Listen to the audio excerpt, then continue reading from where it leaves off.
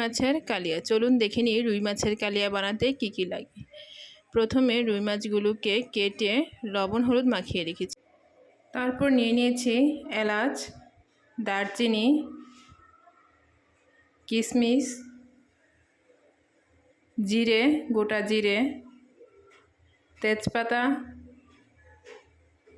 হলুদ গুঁড়ো, লবণ, টক দই। চলুন শুরু করি। লবণ হলুদ দিয়ে মেখে রাখা রুই মাছগুলো এখন গরম তেলে ভেজে নেব। একে একে রুই মাছগুলো গরম তেলে দিয়ে দিচ্ছি।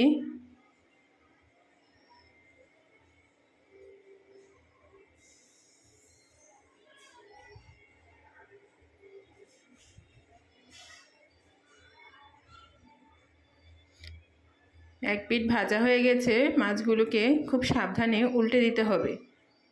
এখন একটা বাটিতে একটা মিশ্রণ বানিয়ে নিব। নিয়ে নিয়েছি শুকনো মরিচের গুঁড়া,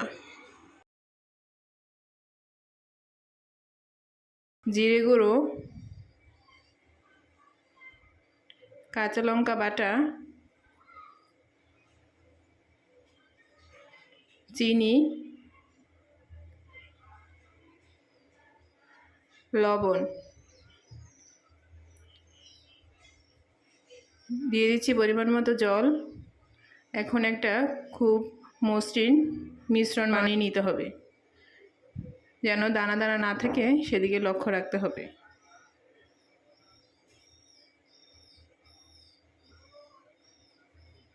ভালো করে নেড়ে চেড়ে মিশ্রণটা বানিয়ে নিব।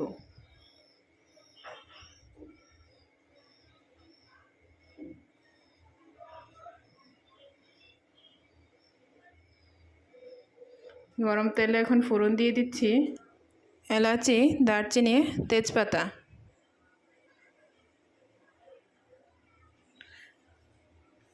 মশলাগুলো একটু নেড়ে চেড়ে ভাজা ভাজা করে নিতে হবে।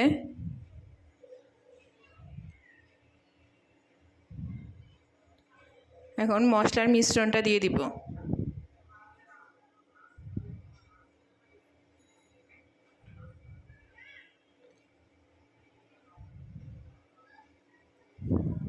মশলার মিশ্রণটা একটু ভাজা ভাজা করে নেব যতক্ষণ পর্যন্ত না তেল ছেড়ে আসে। মশলা থেকে তেল ছেড়ে গেছে, এখন দিয়ে দিলাম টমেটো পিউরি। টমেটো পিউরি দিয়ে একটু নাড়াচাড়া করে নেব।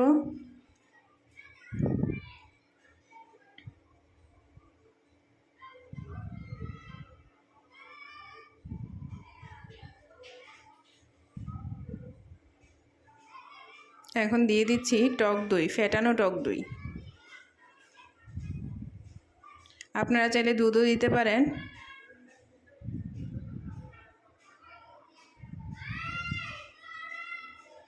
মশলা থেকে তেল ছেড়ে এসেছে।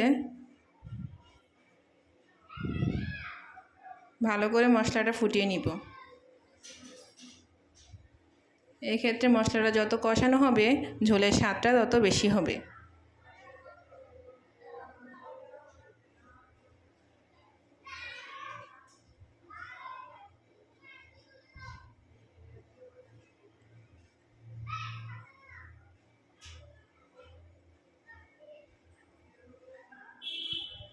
মশলা থেকে তেল ছেড়ে গেছে, এখন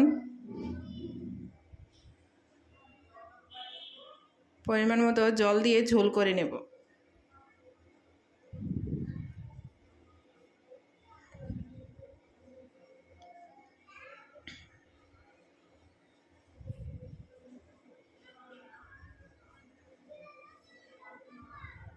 ঝোলটা ফুটে এসেছে।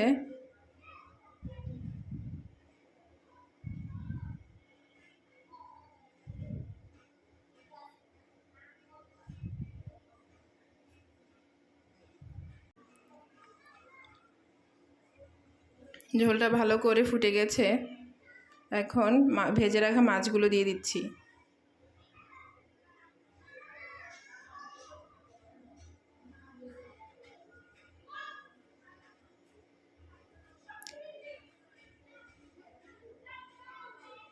মাছগুলো নেড়ে চেড়ে ঝোলের মধ্যে ডুবিয়ে দিব, যাতে ভালো করে সিদ্ধ হয়ে যায়।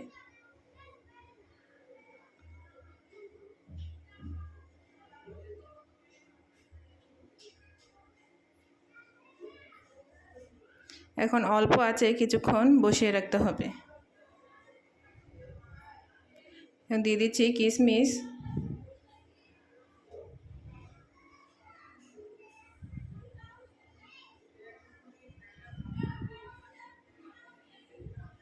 তাহলে তৈরি হয়ে গেল আমাদের রুই মাছের কালিয়া। এভাবে একবার করে দেখবেন, এই স্বাদ কখনো ভুলতেই পারবেন না।